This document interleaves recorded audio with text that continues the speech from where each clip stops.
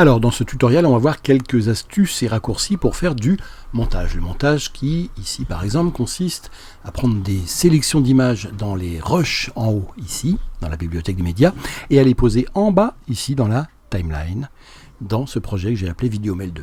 Alors par exemple, ici, je sélectionne ce clip et je vais lire de solitude, proposez ça. avec la barre espace, Moment de solitude. et je vais essayer de trouver un début acceptable. Alors comme je l'ai déjà repéré, Voilà, vous voyez, il y a une barre verte moment au-dessus de qui me dit que ça va être solitude, là. proposez ça. Voilà, je sais que par ici, ça va être bien. Voilà un nouveau grand moment de solitude, proposez ça. Donc ici, je recule un petit peu de quelques images en tapant sur la flèche gauche et je tape un I. Et ce I me met le début d'une sélection. Voilà, la sélection est marquée au début par ce I que je viens de taper. Voilà Je lis un maintenant. nouveau grand moment de solitude proposé par DDB Amsterdam avec Bart Timmer à la réalisation. Voilà. Et ici, je mets un O. Et j'ai une sélection d'images entre le I et le O ici que je vais placer en bas. Mais avant de la placer en bas, je voudrais la vérifier. Et pour la relire, j'ai un raccourci qui consiste à faire... Voilà un nouveau grand moment de solitude proposé par DDB Amsterdam avec Bart Timmer à la réalisation. Alors, ça c'est un raccourci classique qui peut être utile pour relire une sélection. On peut faire ça ou on peut faire présentation, lecture. Et ici, vous le voyez, lire la sélection. Mage, parenthèse gauche. Voilà un nouveau grand moment de solitude Voilà un proposé raccourci intéressant à connaître. Dans un clip, il y a un autre raccourci important à connaître. Je l'ai mis ici, c'est le CTRL-Y qui me permet d'afficher au-dessus tous les éléments. Ici, inhérents au début et à la fin de la sélection. En termes de timecode, je peux l'effacer en faisant CTRL-Y. Je peux le remettre en refaisant CTRL-Y, etc., etc. Alors maintenant que j'ai fait cette sélection, j'ai plusieurs manières de le mettre dans la timeline. La première, c'est de la prendre et de la poser n'importe où ici. À partir du moment où j'ai, vous voyez, un petit plus en vert qui s'affiche ici, il va venir se poser ici dans la timeline. Alors pour les sélections suivantes, on va utiliser les trois options de placement ou de montage des clips qui sont présents dans la barre des outils entre la clé et la flèche, c'est-à-dire ici, ces trois options-là qu'on va détailler un peu plus tard. Alors pour poser un clip après le premier clip présent, ici, je vais sélectionner une deuxième partie de mon montage. Alors je vais prendre ici parce que je sais que c'est bien. Je remonte ici en tapant la flèche gauche et je tape un I ici. On pourrait vous montrer nos espoirs français du festival dans les vignettes du bas, mais on préfère garder ça pour la semaine prochaine en espérant les voir dans le palmarès. En attendant, vous pouvez voir un florilège des gagnants de l'an dernier. Et moi, je vous laisse, parce qu'il n'y a pas quelqu'un qui est à la plage. Voilà, pour le moment, on fait ça, on verra après. Alors, j'ai une deuxième sélection ici.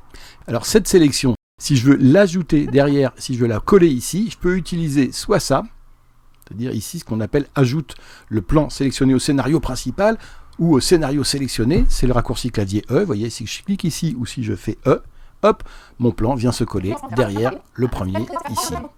Raccourci clavier E ou ajoute le plan sélectionné au scénario principal. Ce que le Final Cut appelle le scénario principal, c'est cette ligne-là. En fait, c'est tout bonnement notre timeline.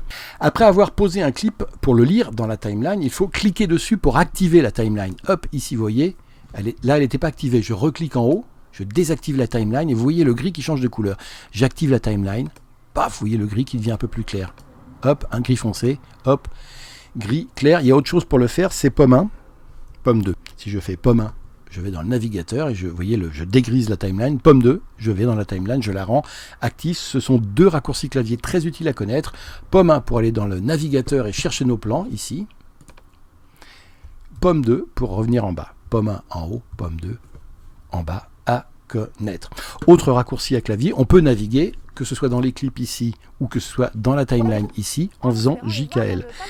L pour avancer en avant, espace pour s'arrêter, ou K pour s'arrêter, L pour avancer en avant, K pour s'arrêter, J pour aller en arrière. JKL, c'est la base du montage. On utilise aussi les flèches droites et les flèches gauches pour avancer ou reculer d'une image. Je suis ici par exemple, ou même ici, j'avance, je fais une flèche droite, j'avance d'une image. À chaque fois, tac, tac, tac, une image. Voilà. Maintenant, si je veux avancer de 10 images, je fais la même chose avec la touche Mage enfoncée. Là, j'avance de 10 images à la fois. Regardez, si je fais Mage, flèche, j'avance de 10 images à la fois. Je recule avec la flèche gauche. Regardez ici, dans le dashboard, 722, 7807, 817, 902, 912, 922, 10,07, etc. Quoi d'autre? Les flèches verticales, elles permettent d'avancer ou de reculer d'un clip à chaque fois. Hop, je remonte au début du clip, flèche haut, flèche bas, hop, je vais à la fin du clip. Flèche haut, je remonte d'un clip, flèche haut, je remonte d'un clip, flèche verticale bas, j'avance d'un clip, flèche verticale bas, je avance d'un clip. Vous voyez, j'avance ou je recule d'un clip ou d'une image ou de 10 images. Comme ça, assez facilement. Pour que le montage occupe toute la longueur de la TL, on tape Maj Z. Regardez ici, avec Maj Z, hop, mon montage occupe toute la longueur de la timeline. Pour zoomer dedans, on fait commande plus. On zoome, vous voyez, sur la tête de lecture.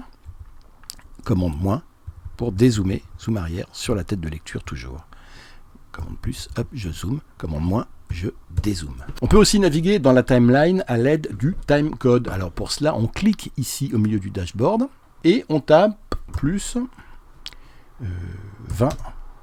Et je clique ici, j'avance de 20 images. Si je veux avancer de 5 images ou de 15 images, je fais plus 15. Hop. Si je veux reculer de 20 images, je fais moins 20. Je recule de 20 images. C'est une autre manière d'avancer ou de reculer dans la timeline.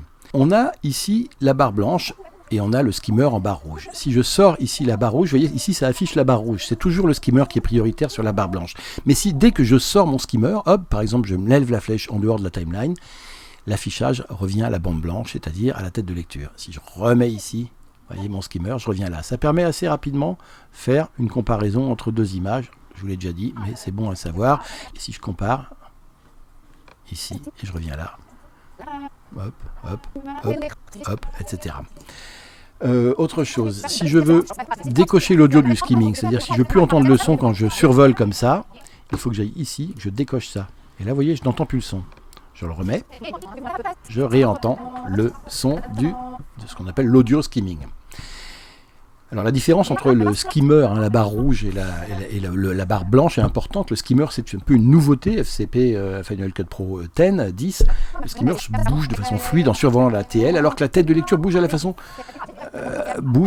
lorsqu'on clique. Vous voyez, il faut que je clique pour ici marquer la position de la tête de lecture. Si je veux bouger un clip ici, je le sélectionne et je le bouge ici jusqu'à ce qu'une barre bleue apparaisse devant.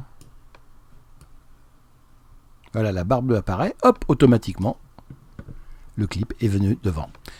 J'inverse la chose, je reviens au point de départ, c'est-à-dire je prends ce petit bout-là, hop, jusqu'à ce que j'ai une barre bleue, et automatiquement, vous voyez, Final Cut Pro nous fait le mouvement et vient bouger le clip. Je recommence encore une fois, jusqu'à ce que la barre bleue apparaisse, on est d'accord? Hop, et voilà. Et là, dès que je vois la barre bleue à gauche, hop, je peux lâcher, la substitution est faite. On va voir maintenant comment insérer des images entre les deux plans qui sont posés ici. Donc ici, vous le voyez, j'ai un lancement. Voilà un nouveau grand moment de solitude proposé par DBB Amsterdam avec Bart Timmer à la réalisation.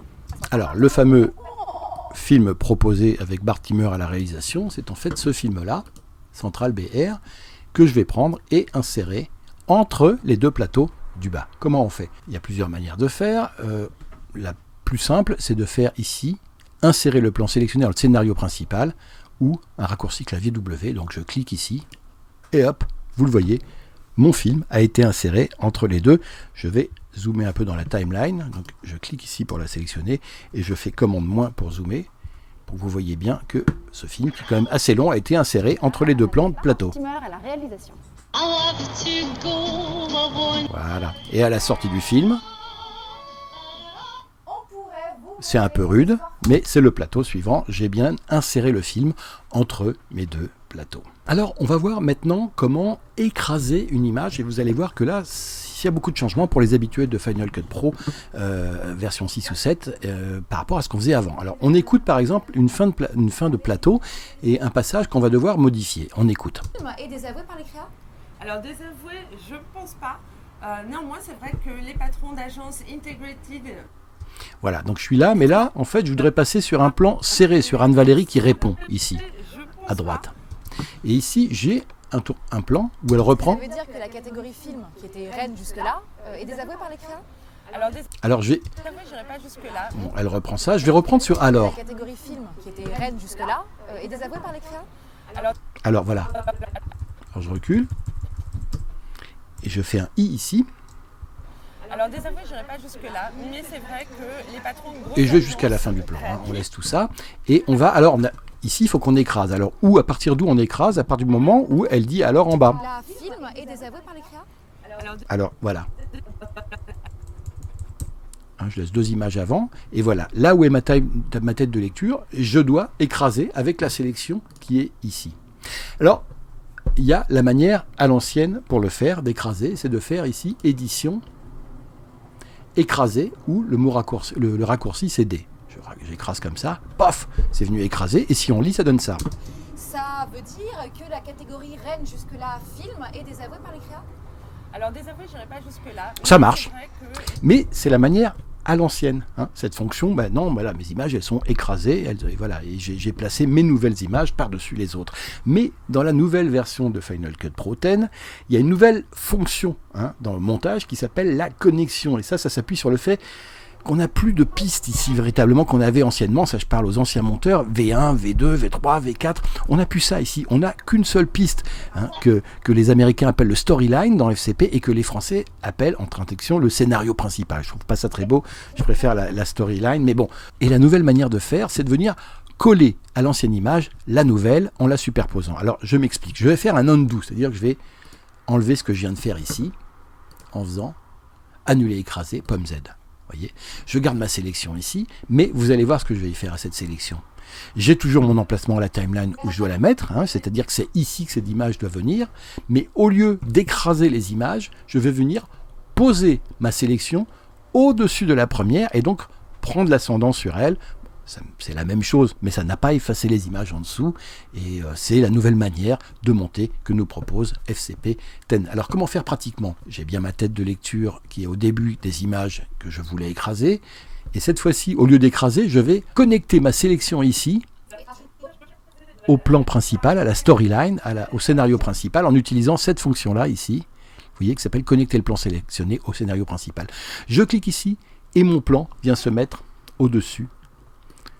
Et si vous regardez ici bien sérieusement, il est collé avec un petit bout de morceau, avec une petite barre qui indique qu'il est collé ici. Et si je lis, regardez ce que ça donne. C'est la même chose que tout à l'heure. Alors Anne-Valérie, est-ce que ça veut dire que la catégorie reine jusque-là film est désavouée par les créas? Alors désavoué, je n'irai pas jusque-là. Vous le voyez, ce plan-là est connecté à celui-là avec cette petite liaison ici. Et ça veut dire que, ça, par exemple, si je trim ici, vous voyez ce qu'on appelle le trimming, ça permet de raccourcir un plan. Ou au contraire de l'allonger. Si ici je trim vers la gauche, vous voyez la pellicule, le petit bout de pellicule veut dire que je vais allonger ici de 16 images. Ou alors au contraire, si je veux trimer, je vais aller à 0, hop, moins 13, moins 2, moins 1, moins 0. Si je vais de l'autre côté, je vais trimer dans ce sens-là.